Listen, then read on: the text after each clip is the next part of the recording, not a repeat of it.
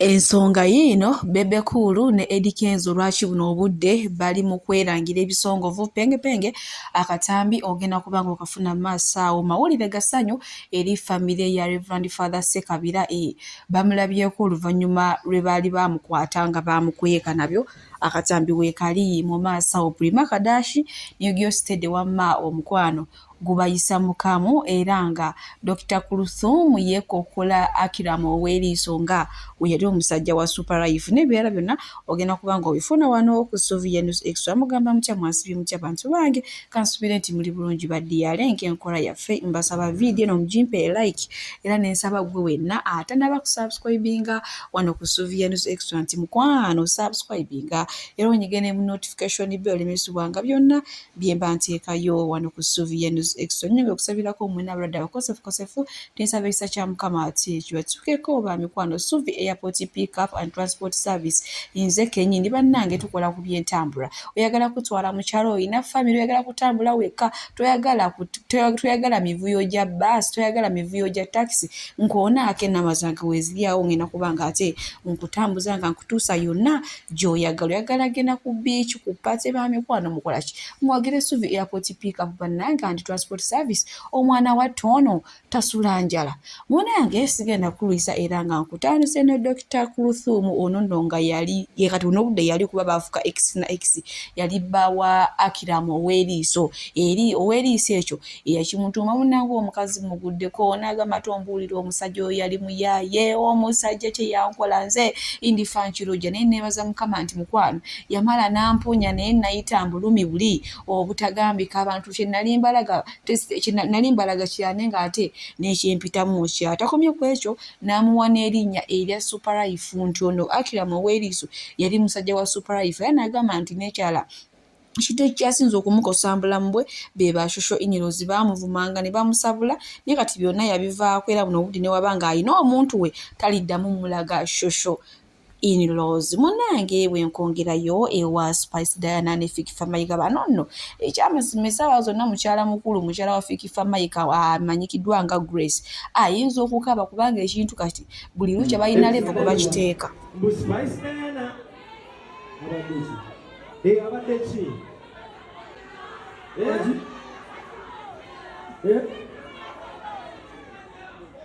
Diana. Spice Diana wagwan. All right, let's get back to the music, DJ Magic Touch. Let's go. Run it, DJ. Bwatyo munange Fikifa Mayiga buli waayita kati bamubuuza omugole aliwa omukyala Spice Diana aliwa ffe tumwagala mutulage essaawa zonna mukyala mukulu Grace yalika bakati Fiki lwaki tuvayo n'ogamba abantu okuggyako nga mwafunamu obutakkaanya nga byeyo byammwe munda munange sigenda kulwisa okutambula kulaba kuno okudda kunyumya mbadde mpitaayiti eyo nga sigwa ka video ka yesterday wamu ne Prima Kadashi ono mama w'abaana abakulu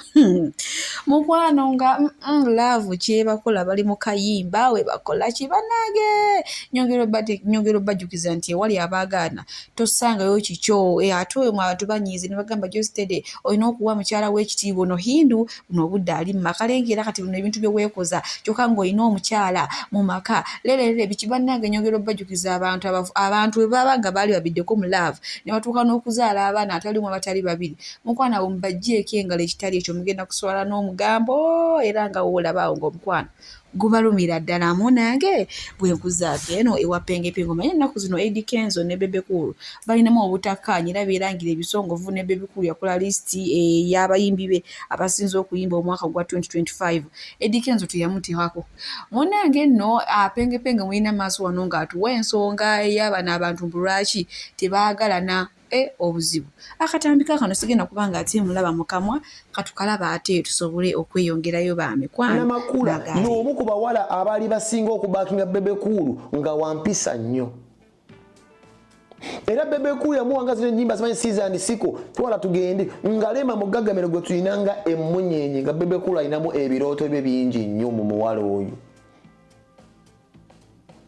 kyekyatuukirira Eddie Kenzo musuuza najja mu kampu najjayo omuwala oyo si kumujjawo bujja nti nno amuganzi ng'akyayimbira mu ggagamiro yamutwala ewaka kujja live awe yasooka n'omuteeka we yamusuzanga kakana big talent papa mtadde waka mama Amalo era Bebe Cool n'agamba Lema ono todda ngulu mu biseera by'okuyita Lema ogenda okubakinga Bebe Cool Lema taliyo bamuwulira ali mu big talent yafuna boyfriend kyanyiza rasta n'akyawa Kenzo obulamu bwe bonna mulimu n'obuyimba Kenzo bwe yakuba penge bw'atyo munnange bw'avuddeyo okuttaanya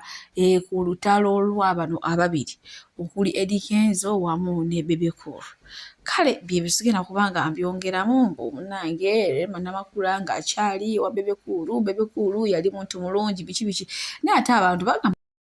Suvi Airport Pickup and Transport Service bakasitoma baffe abalungi nyongera okubajjukiza nti emiwendo gyo twagisaliddeko ddala nga woolabaawo ate nsiiba nti bagamba nti bookinga Suvi Airport Pickup and Transport Service mukwano nze siseererako ddala oyagala kugenda mu kyalo oyagala kukima mu kyalo oyagala genda ku pate oyagala genda ku birthday oyagala kulya ku zizo kiki oyagala okulya oyagala kunona ku kisaawe oyagala kutwala ku kisaawe bookinga Suvi Airport Pickup and Transport Service ate badiyale wojja nongamba munnange beddala Suvi sente zonna zirabye naye ekyamazima siziwezaawo nja kusalirako oba okitegeera kati so gwe wenna atanaba ku bookinga Suvi Airport Pickup and Transport Service ono ng'ojja n'akusalira nako olinze eki mukwano bookinga Suvi tweyongere bwe tweyongerayo ewa Senga Kuranama munnange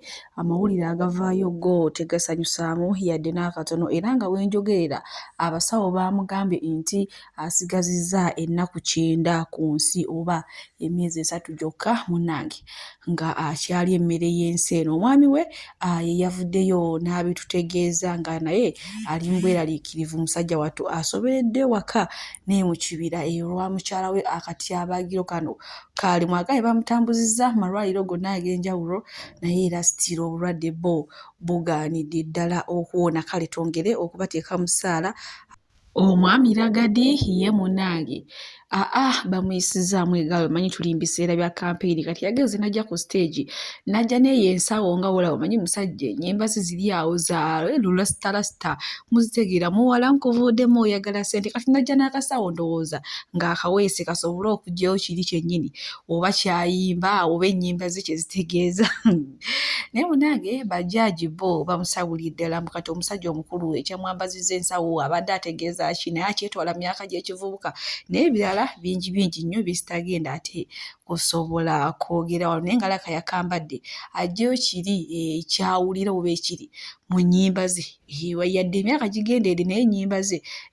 ziri awo ziri mu lasita munnange enkuzaako eno ewa Reverend Father Sekabira munaye family efunye akamwenyumwenyu ku matama oluvannyuma lw'okumala ennaku ziri zonna ze baamuwambira nga tebamulabanga naye olunaku olw'ejjo abakkiriza n'alabibwako naye ng'ekyamazima bo bagamba nti abadde alabika bulungi era ne beebaza poliisi olw'okumukuuma ne bamulekera kiri ekitiibwa ky'owa Father weewaawo baamukwata bubi baamukwata kugamba mu bintu nga bitiisiza ddala era abaliwo bannyonnyola nti ekyamazima embeera yo singa wamulabako nga bamukwata ng'oyinza n'okukaaba era abadde balimbwa ennyamivu nga bagamba baamukutulako mikono baamugya mu maaso talina lulimi talina kiki weewaawo akyaliyo naye ate essuubi era weeriri ery'okulabika nga ava emabega w'emitayimbwa ate naye kyala nti alabika bulungi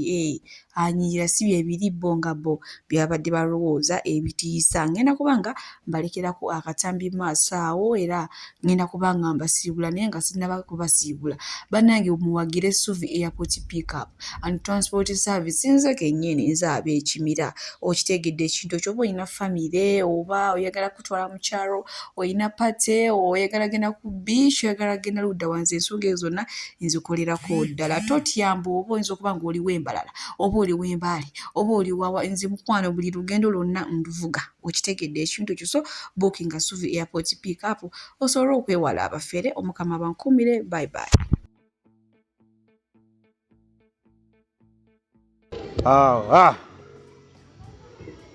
Ku mulundi guno ndeese vidiyo eno oluvannyuma lw'ekiseera wabula ekyenkizo ku mulundi guno vidiyo eno erimu bya ssanyu era ngikoze wakati mu kwebaza Uganda Prisons. Ku mulundi guno mutuwadde akamwenyumwenyu bwe tubala ekiseera ekiyise ekyemabegakaawo okuva twali twatandika okubanja Reverend Father Sekabira Deusdedit. Embeera teyali nnyangu. Bubala wiiki essatu ezaasooka n'ogattako ekiseera awo baamuleetera mu kkooti mutuufu n'okumwogerezaganyako naye kyali kizibu nnyo era kyakaluba nnyo. Ne tubeera beeraliikirivu nno naye ne tusanyuka ng'ate bamutadde wano ku Central Police e Masaka. Ne tulowooza nti kinaatubeerera kyangu nnyo okumulaba obumutuukako n'okwogerako naye twongere okulaba butya embeera bw'etambula. Naye okuva bwe baali bamuteekayo ng'avudde mu kkooti bwe bamusomera omusango gwe ate byakalubamu ne bamutukwekera ddala. Tubadde tugendayo enfunda eziwera, twagendayo wiiki yonna ewedde ne batutukkiriza kumulaba. Nonno ne twongera okweraliikira ne tugamba oba waliwo embeera enkyamu gy'ayitamu oba gye bamutuusaako. Ne tuba beeraliikirivu naye wabula olwaleero mutuwadde essanyu bwe tumutuuseeko. Musajja mumukuumye bulungi newankubadde emisango egyo weegiri naye ate tuyina essuubi okusinziira naye essuubi lyalaga oba n'amaanyi g'ayina. Ekyamazima mumukutte bulungi. Mwebale mukwatira mumukuumira mu kifaananyi ky'ekitiibwa kye ekyamazima newankubadde ng'ali mu kkomera mumukutte bulungi okusinziira ku kye tubadde tusuubira n'akaseera ke mmaze nga mumukwese. Ekyamazima bannyabo ne bassebo mikwano gya Father Sekabira, abantu be bonna, abantu bonna bazaalabirira, abantu bonna abali wansi w'omukono gwa Father Sekabira. Nkoze vidiyo eno nga mbakakasa nti Father Sekabira ali bulungi, bamukuumye bulungi, musajja aw'essuubi, musajja aw'amaanyi. Ekyamazima leero credit ngiwadde aba prison ya Central Masaka. Mwebale nnyo, mwebalire ddala. Katwongere okumusabira emisango gino agivuunuke kubanga gye giva ne gye giri ekkubo gye liraga olaba nga Abalungi abatuwuliriza era abatulaba olunaku olwaleero tukyaddeko ewa Sheikh Ashraf Dembe. Sebo nsanyusa okubalaba. Amannya agange ye Sheikh Ashraf Dembe akola ku bizibu by'enjawulo. Omuntu singa aba alina ebirwadde musomereddwa, tunywa amazzi ga lukuya nga bw'obadde ogalaba, tugenda abantu ku kyoto ne twokya emizimu emibi egibabaamu n'okulomba edduwa. Abantu singa abeera ng'ali wano atuuse sobola okumulombera edduwa, ne waba atatuuse nga mpadde amannya ge naye ng'ali wala. Neetaaze enamba yange yeeno eri 0707763711. Nammwe bannyinaffe abali ebweru oyagala okuba nti oyagala okulombera ku dduwa ng'olina ebizibu, viza zibuze, amaka gakolongotana, sente zikola zimpita mu ngalo, ojja kumpeereza ekifaananyi kyo n'amannya go, ebyo byokka bijja kummala. Nja kukulombera edduwa, ojja kutereera. Olunaku olusembayo mu mwezi mba n'edduwa ey'awamu ffenna n'abalwadde bange abakadde n'abapya. Salaamu alaikum warahmatullahi wabarakatuh.